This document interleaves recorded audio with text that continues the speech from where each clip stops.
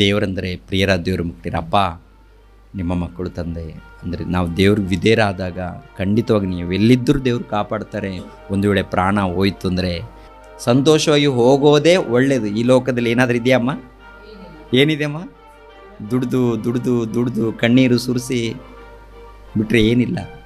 ಇಲ್ಲಿ ಈ ಕಡೆ ಮೋಸ ಮಾಡೋರಿದ್ದಾರೆ, ಈ ಕಡೆ ಮೋಸ ಮಾಡೋರಿದ್ದಾರೆ, ಈ ಕಡೆ ತಿವಿಯೋರಿದ್ದಾರೆ, ಮಾತಿನಿಂದ ತಿವಿತಾರೆ, ಇನ್ನೊಂದು ರೀತಿಯಲ್ಲಿ ತಿವಿತಾರೆ, ಮೋಸ ಮಾಡ್ತಾರೆ. ನ್ಯಾಯವಾಗಿದ್ದರೆ ಬಿಡ್ತಾರೆ ನಮ್ಮನ್ನಂತ ನೋಡುವಾಗ ರೌಂಡಾಗಿದ್ದಾರೆ. ಯಾಕೆಂದರೆ ನಮ್ಮನ್ನು ಕೂಡ ಅವರ ಹಾಗೆ ಹೇಳ್ಕೊಳ್ಳೋದಕ್ಕೆ ಅವ್ರು ಪ್ರಯತ್ನ ಮಾಡ್ತಾ ಇರ್ತಾರೆ.